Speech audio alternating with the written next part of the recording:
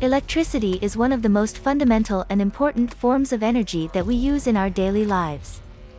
It powers everything from the lights in our homes to the smartphones in our pockets, and yet many people don't fully understand what electricity is or how it works. In this video, we will explore the basics of electricity, including its definition, how it is generated, and some of the key concepts and terms that are used to describe it. Electricity is a form of energy that is caused by the movement of charged particles, such as electrons or ions. These particles can move through a conductor, such as a wire, and create an electrical current. This current can then be used to power a wide range of devices and systems. One of the key concepts in electricity is voltage, which is a measure of the potential energy difference between 2 points in an electrical circuit. Voltage is typically measured in volts, and it can be thought of as the force that drives the electrical current through the circuit. Higher voltages can produce more powerful currents, which can be dangerous if not properly handled.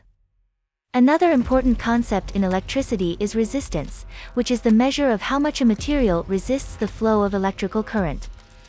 Resistance is typically measured in ohms, and it can be thought of as the friction that opposes the flow of electricity. Materials with low resistance, such as copper wire, are commonly used in electrical circuits to minimize power loss and maximize efficiency. The third key concept in electricity is current, which is the flow of charged particles through a conductor. Current is typically measured in amperes, and it can be thought of as the rate at which charge is flowing through the circuit. Like voltage, higher currents can be dangerous if not properly handled. In addition to these basic concepts, there are many other terms and concepts that are used to describe electricity.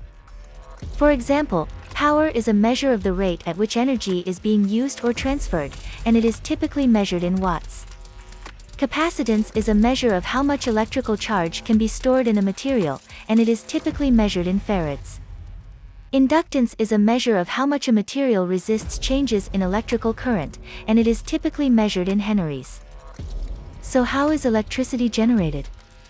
There are many different ways to generate electricity, but most methods involve using a turbine or other device to convert some other form of energy into electrical energy.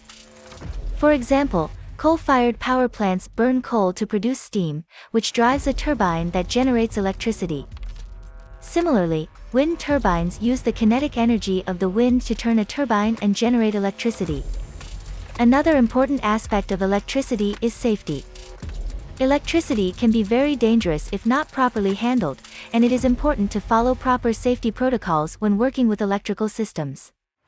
This includes using proper protective equipment, such as gloves and goggles, and following proper procedures for handling and working on electrical systems. Building on our previous discussion of electricity, let's explore another important topic: electrical circuits. An electrical circuit is a path along which electric current can flow. Circuits can be simple or complex, and they are used to power a wide range of devices and systems. There are two main types of circuits: series circuits and parallel circuits. In a series circuit, all of the components are connected one after another in a single loop. This means that the current flows through each component in turn, and the voltage is divided among them.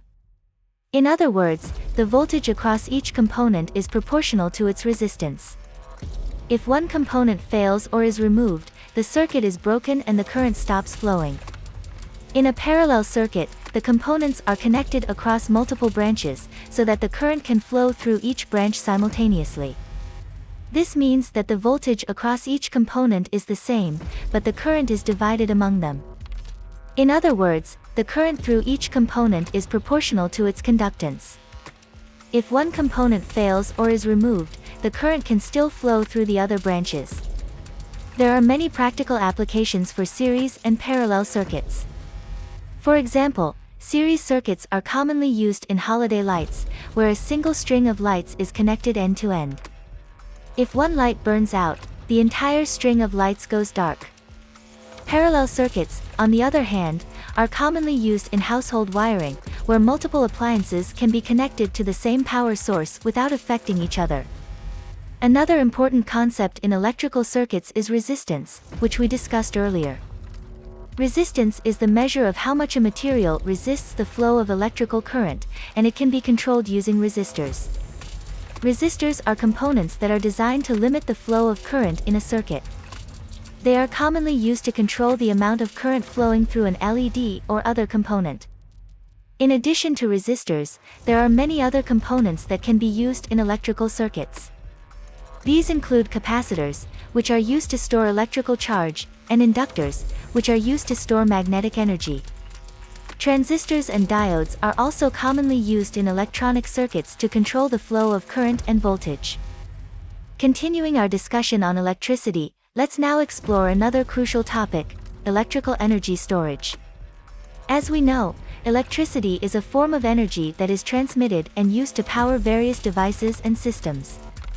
However, it can also be stored for later use, which is essential for ensuring a reliable and stable power supply. One common method of electrical energy storage is through the use of batteries. Batteries are devices that store electrical energy in the form of chemical energy, which can be later converted back to electrical energy as needed. They consist of one or more cells, which contain electrodes and an electrolyte solution. When the battery is charged, electrical energy is used to drive a chemical reaction that stores energy in the electrodes. When the battery is discharged, the chemical reaction is reversed, and the stored energy is released as electrical energy. There are many types of batteries, each with their own unique properties and applications. Some common types of batteries include lead-acid batteries, nickel-cadmium batteries, and lithium-ion batteries. Lead-acid batteries are commonly used in vehicles and backup power systems, while nickel-cadmium batteries are used in portable electronics and power tools. Lithium-ion batteries, which offer high energy density and long life, are used in a wide range of applications, from smartphones to electric vehicles. Another method of electrical energy storage is through the use of supercapacitors. Supercapacitors, also known as ultracapacitors or electrochemical capacitors, are energy storage devices that can store electrical energy in an electric field, rather than in a chemical reaction.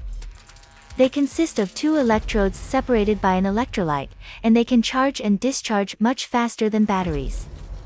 Supercapacitors are commonly used in hybrid vehicles, regenerative braking systems, and other applications that require high-power bursts of energy.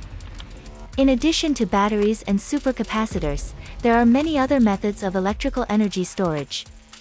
These include flywheels, compressed air energy storage systems, and pumped hydroelectric storage systems. Each of these methods has its own unique advantages and disadvantages, and they are often used in combination to create more robust and flexible energy storage solutions. Moving on to another important aspect of electricity, let's now discuss electrical safety. Electricity is a powerful and versatile source of energy, but it can also be dangerous if not handled properly. Therefore, it is essential to understand the risks associated with electrical energy and take appropriate measures to ensure safety. One of the most significant risks associated with electricity is electric shock. Electric shock occurs when an electrical current passes through the body, potentially causing severe injury or even death.